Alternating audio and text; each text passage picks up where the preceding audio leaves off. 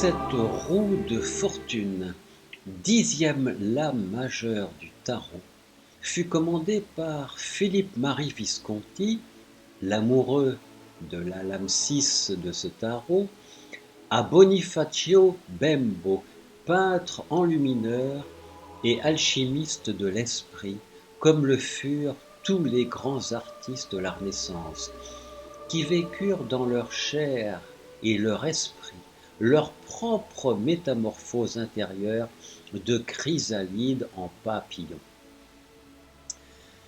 La roue est le nombre 0 du nombre 10 de cette lame, au centre duquel apparaît une femme aux yeux bandés, qui voit clair avec son cœur comme la Vierge du retable de l'église Saint-Léger de Fontgrave.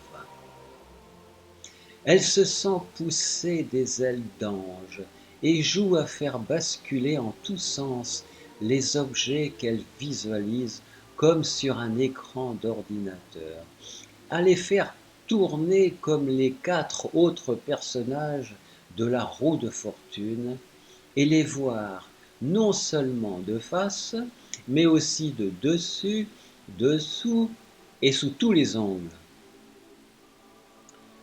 À présent, le regard joue avec les apparences des objets comme un jongleur qui les fait jaillir de ses mains pour les rattraper au vol dans une ronde incessante.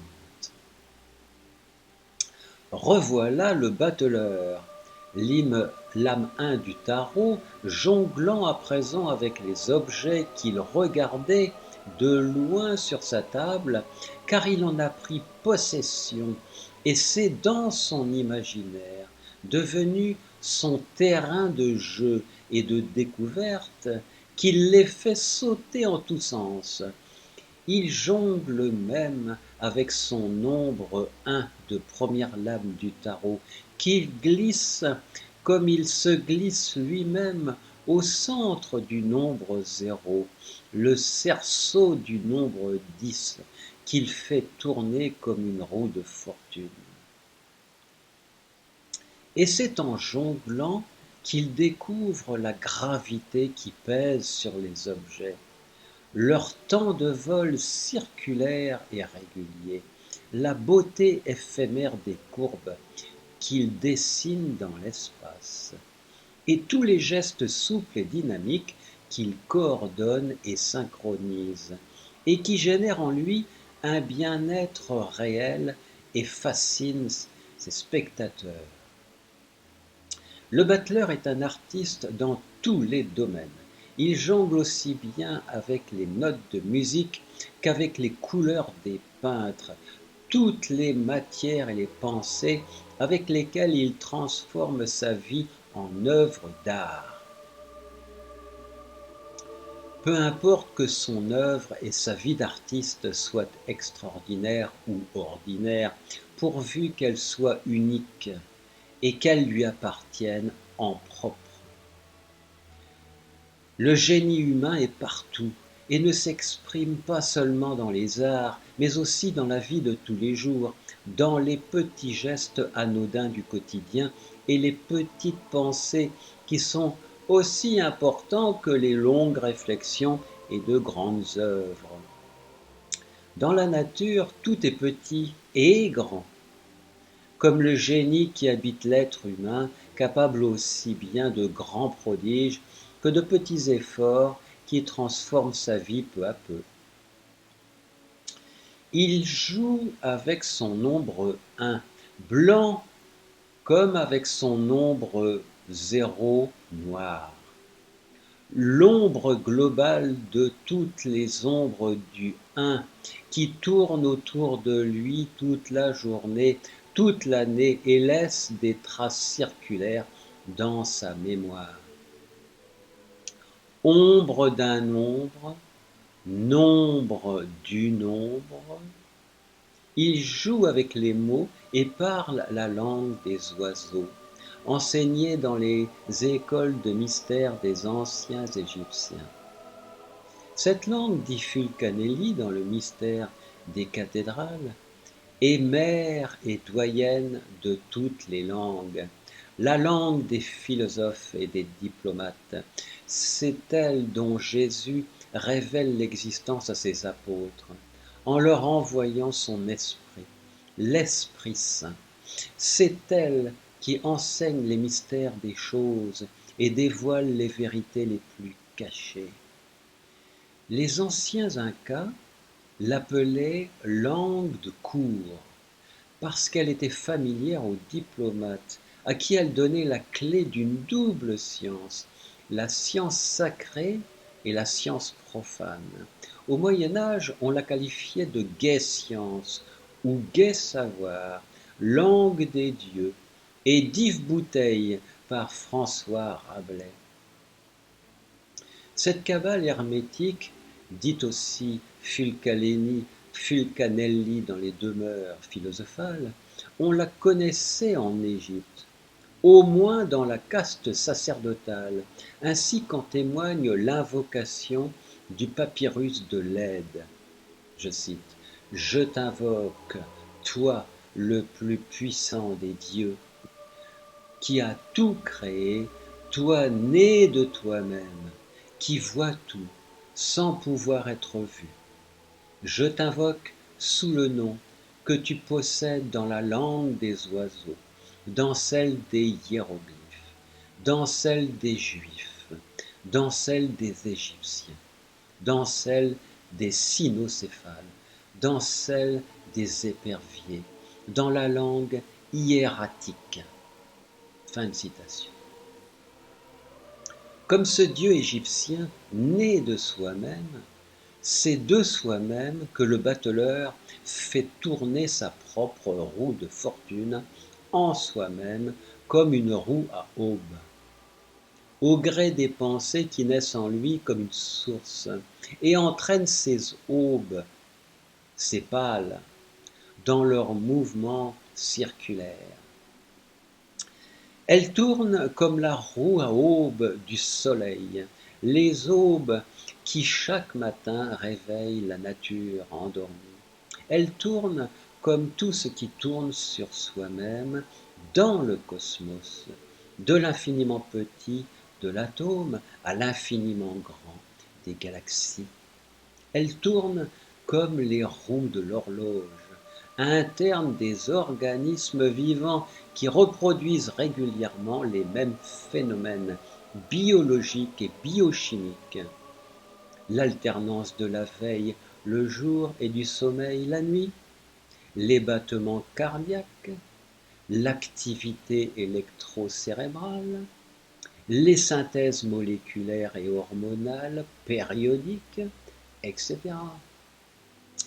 Elle tourne dans le corps et l'esprit comme une horloge centrale, en phase avec toutes les horloges périphériques des organes et de chaque cellule du cerveau, auxquelles elle donne la bonne heure.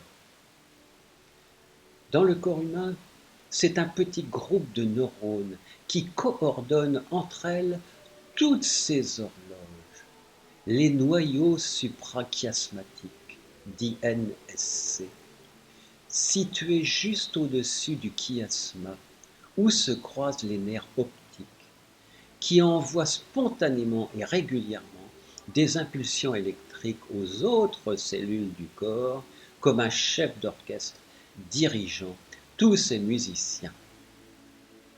Les deux NSC, figurés ici en vert, lancent comme les deux mains du jongleur des impulsions électriques qui se propagent autour d'eux avec plus ou moins d'énergie, et leur différence de charge et de potentiel électrique crée des champs électromagnétiques qui, à leur tour, créent des courants électriques induits, figurés ici par l'anneau rouge qui tourne en boucle autour des deux NSC.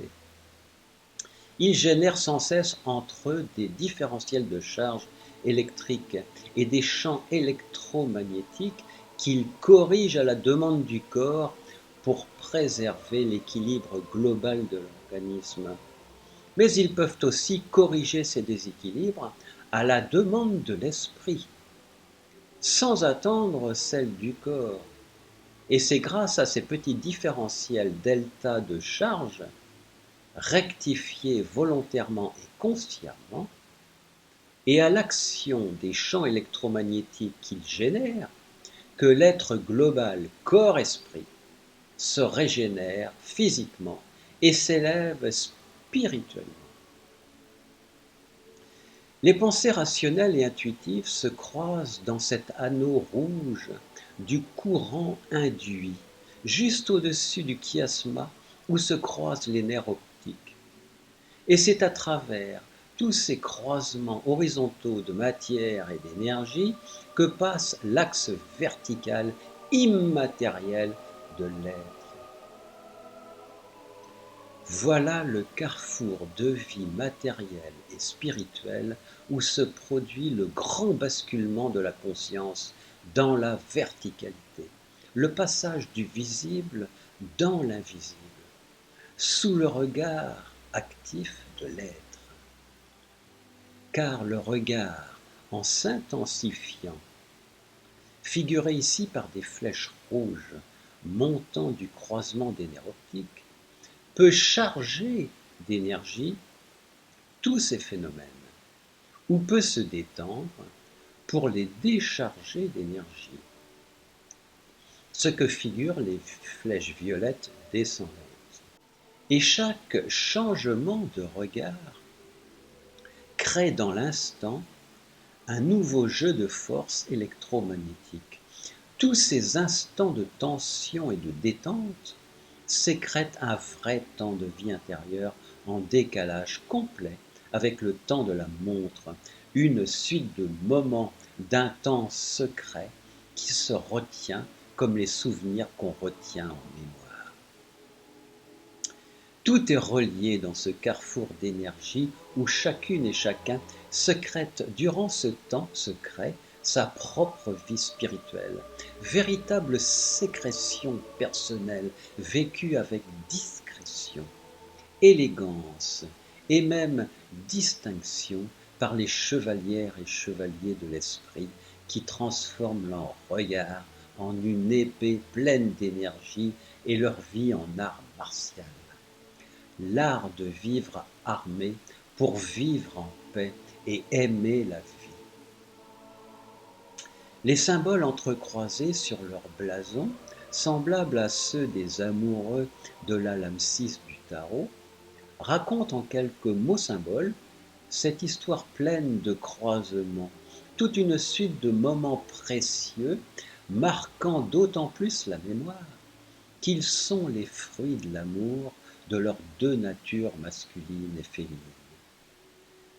Mais ils font beaucoup plus que marquer la mémoire de souvenirs en tout genre de la vie courante, car ces nouveaux souvenirs, impressions, sensations, pensées, naissent à partir de rien, juste en modifiant le regard, une recréation de la vie ordinaire vécue comme une récréation extraordinaire, une suite de moments légers et précieux, nés de soi-même, en soi-même, propulsant l'être dans la verticalité et transformant son temps secret en temps sacré.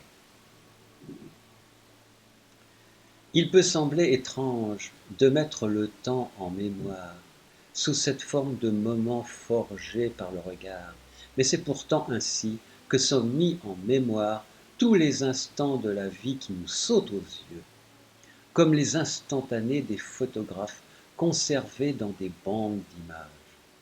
Tous les souvenirs sont des suites d'instantanés de toutes sortes, de sensations, d'impressions, de sentiments, de pensées, des suites de moments absorbés par la mémoire sans trop le vouloir, en relation étroite avec le temps qui passe. Le temps que ces moments se produisent, et ils ne sont déjà plus là, car ils plongent dans la mémoire qui les absorbe comme une éponge. Et s'ils réapparaissent quand on y pense, ils ne sont alors plus que l'ombre d'eux-mêmes, Et comme le nombre zéro du nombre 10, ils ont perdu la clarté unique du regard premier du nombre un, du battleur, du voyant vivant son présent, vivant sa vie comme un cadeau du ciel, un présent. C'est le rôle du regard de retarder cette plongée de la vie présente dans l'abîme des souvenirs. Et c'est en demeurant dans le moment présent que l'être regardant, devenu voyant, savoure un temps intérieur d'une autre dimension. Et ce temps est si savoureux que le voyant s'applique à le faire ressurgir en stimulant régulièrement ces croisements d'énergie en soi-même. Et pour le dire avec les mots du géant gargantua de François Rabelais, en mordant l'os du temps qui passe et en suçant le temps présent, sa substantifique moelle. Dans ce présent, les pensées délivrées de la masse des souvenirs sont plus légères et alertes, se soumettent de leur plein gré à la loi de la gravité et se transforment en pensées graves. Des suites de pensées qui comptent et tracent des lignes de force qui structurent et renforcent l'assise des pensées rationnelles et intuitives. Comme les branches d'un arbre permettent aux oiseaux de se poser et de se reposer. C'est dans ce temps présent que les oiseaux alternent avec légèreté le vol et le repos, sachant que désormais, ils ne risquent plus de s'épuiser à voler au-delà de leurs forces. Ils se posent et se reposent, non seulement pour trouver le repos, mais pour refaire avec le même bien-être les mêmes mouvements et agripper la branche sur laquelle ils se reposent. Et c'est le même bien-être qui les envahit quand ils rebattent des ailes et s'envolent à nouveau pour trouver de la nourriture et survivre. C'est parce qu'ils vivent avec un même bien-être, ces deux temps de repos et de mouvement, que les oiseaux survivent avec légèreté. Et c'est en alternant ces deux temps en soi-même que l'être pensant peut lui aussi s'envoler intérieurement vers les cimes de sa propre survie spirituelle. Ce bien-être global de l'être est même le prélude nécessaire à tout repos et tout mouvement efficace. Si cette femme apparaît au centre de la roue de fortune et a les yeux bandés, c'est parce qu'elle est le premier personnage à apparaître sur cette lame 10 du tarot, avant les autres personnages et même avant la roue. Et son regard absent ne crée aucune tension ou détente, aucune force électrique et électromagnétique pour agir sur soi-même et dans le monde. Elle garde les yeux fermés car elle voit avant tout avec son cœur. Elle aime avant de voir, comme la Vierge du retable de l'église Saint-Léger. Et si elle ôtait son bandeau, elle verrait avec son cœur les autres personnages tourner dans des poses comiques, comme sur un manège de fête foraine, descendre et remonter en souriant, accrochés à la roue, ou être éjectés pour devenir un temps un jeune roi ou un vieux sage. Autrement dit, la roue tourne et les revers de fortune peuvent transformer chacun en son vis-à-vis. Le jeune roi rayonnant en un vieux sage humilié, celui qui monte en celui qui descend. Mais le sens moral de la lame 10 ne s'attache qu'à ce qui se voit, à ceux qui s'agrippent à la roue pour ne pas être éjectés et à ceux qui le sont avec des fortunes diverses. Pourtant, ces personnages, spectateurs passifs de leur vie, tentés de retenir la roue qui tourne, de peur d'en être victimes, peuvent en devenir les acteurs en poussant au contraire la roue pour la faire tourner et se transformer en architectes de leur propre vie, devenir le Dieu architecte de William Blake et tenir en main son compas au pouvoir extraordinaire. Car non seulement il trace des cercles avec ses deux pointes comme tous les compas, mais aussi avec sa tête et avec ses deux points situés à mi-longueur de ses branches, qui fait apparaître simultanément un lemniscate rouge et trois cercles emboîtés. C'est le lemniscate de James Bosse, qui fut à la fois pasteur, mathématicien et pédagogue anglo-irlandais, actif sur les trois plans spirituel, moral, mental et matériel, auteur au milieu du XIXe siècle de livres sur l'éducation des femmes et sur l'auto-amélioration de la condition ouvrière. Sa pensée valorise le rôle des femmes et des ouvriers dans une société élitiste dominée par les hommes et rend plus responsables les hommes et les femmes qui s'éduquent eux-mêmes et deviennent plus autonomes, qui cultivent leurs connaissances et s'élèvent matériellement, moralement et spirituellement. James Bosse, mathématicien, fait même apparaître sous forme de courbe l'être spirituel en mouvement, insaisissable et invisible, et pourtant très actif en soi-même sur l'axe vertical de l'être. Car les courbes de Bosse, Bernoulli et de tous les mathématiciens sont non seulement les courbes de fonctions et d'équations mathématiques, mais aussi des instantanés d'état physique, d'état d'esprit et d'état d'âme. L'emboîtement de ces cercles illustre parfaitement l'étroite correspondance entre la matière et l'esprit, contrairement aux idéologies et aux religions qui les séparent en Occident. Le cercle jaune spirituel n'est pas tracé en s'appuyant sur un point unique et central, l'un du Dieu monothéiste, mais se trace peu à peu avec la tête du compas sans tenir compte du point central, tout en traçant en même temps un autre cercle bleu matériel qui lui est contigu avec les pointes du compas. Tandis qu'apparaissent en leur centre un troisième cercle rouge et un lemniscate vertical. Tout apparaît simultanément et les trois niveaux matériels, moral, mental et spirituel de l'être sont tout de suite en parfaite correspondance.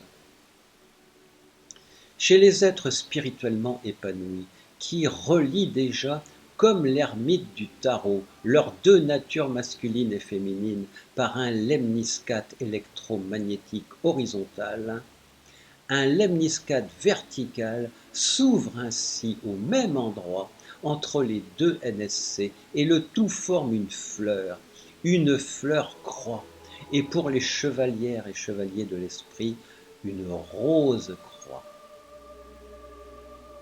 Les chevalières et chevaliers sont à présent suffisamment armés pour voir les pointes du compas tourner dans les deux sens et tracer deux cercles bleus en rotation vers la droite et vers la gauche, semblables aux deux cercles en rotation des cerveaux gauche et droit qui forment un lemniscate quand leurs pensées se croisent au niveau des NSC.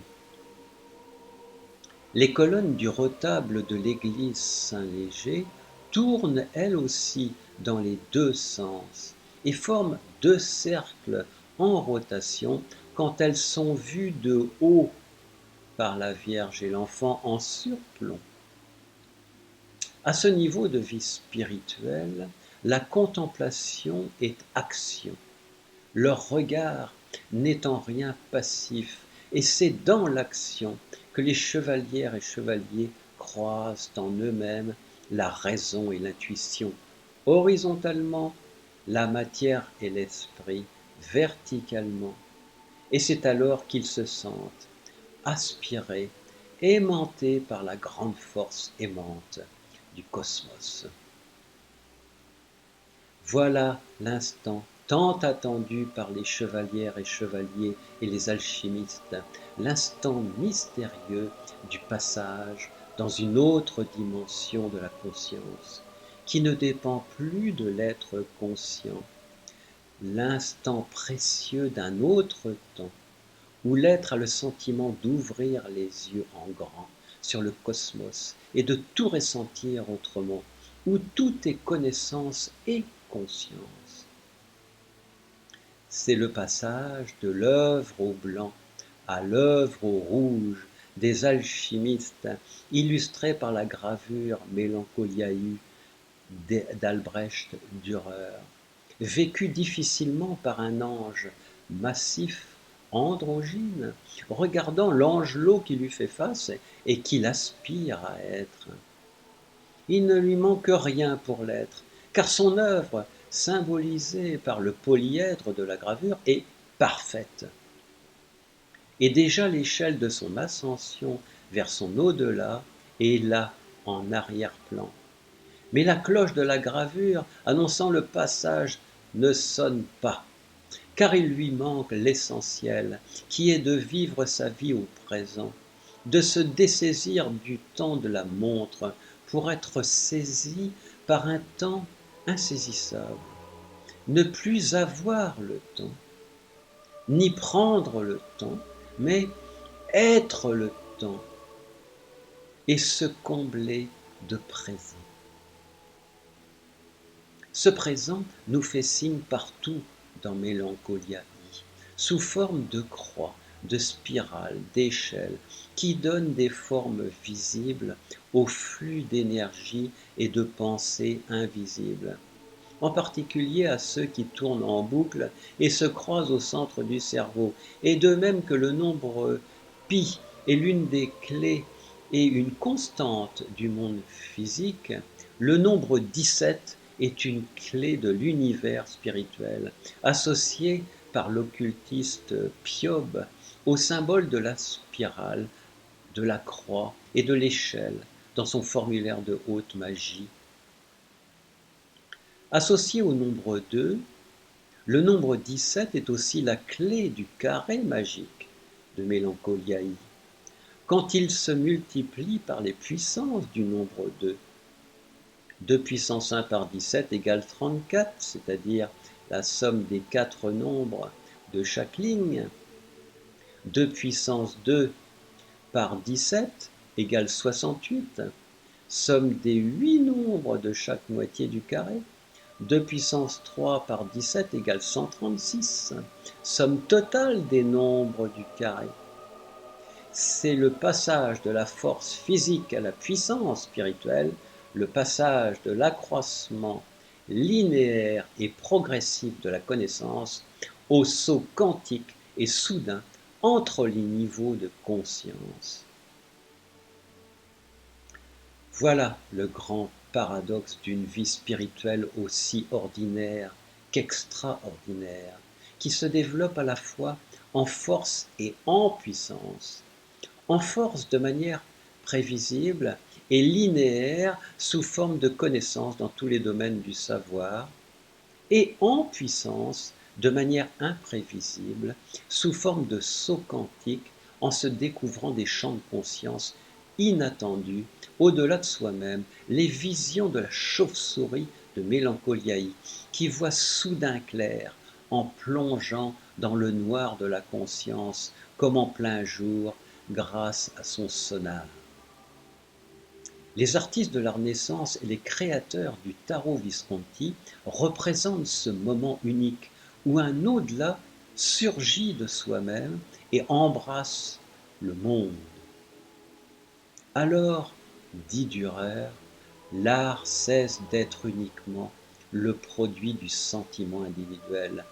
Transmis et appris, il se féconde lui-même.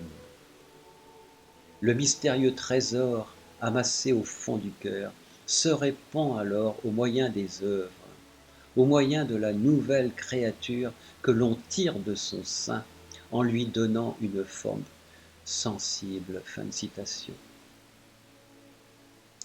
C'est l'aube d'un autre jour, d'une clarté nouvelle en soi-même, célébrée par les cris des babouins figurant Thoth, dieu du verbe divin des anciens Égyptiens.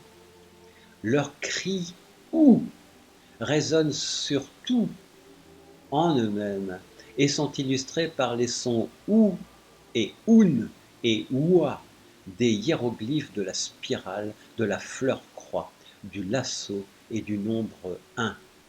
Ou vibre alors au fond de la bouche et inonde de ses ondes chaudes et bienfaisantes le chiasma optique et les NSC. Ou résonne toujours dès qu'on ouvre la bouche, dès qu'un son ou est dit, lu, pensé, tourne la roue de fortune en nous et transforme les spirales de nos colonnes torsadées en cornes d'abondance. Avant de fermer cette vidéo, pensez à rejoindre notre association L'Âme des Étoiles à cette adresse et merci de vous abonner à notre chaîne YouTube.